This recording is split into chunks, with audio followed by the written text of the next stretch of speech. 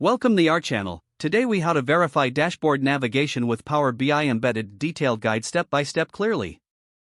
Begin by ensuring you have administrative access to the Power BI service. Log in to your Power BI account. Navigate to the workspace where your embedded dashboard is located. Identify the dashboard you want to verify. Click on the dashboard to open it. Observe the dashboard layout and check that all visualizations appear as expected. Take note of any specific navigation elements, such as buttons or filters. To verify the navigation, you will need to interact with each navigation element. Start by testing any filters on the dashboard. Select a filter to see if the visuals update accordingly.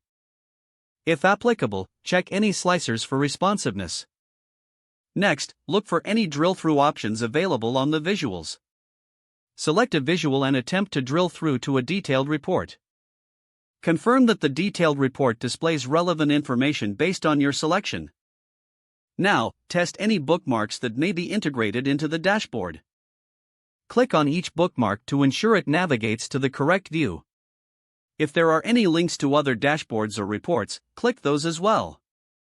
Monitor the loading times and responsiveness of each navigation action.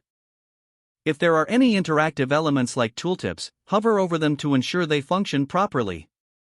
Check for any alerts or prompts that may appear during navigation. Assess the overall user experience during your interactions. If possible, gather feedback from a colleague about the navigation experience.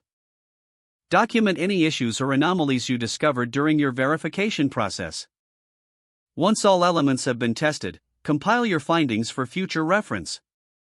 Review your notes to see if any changes are necessary to improve navigation.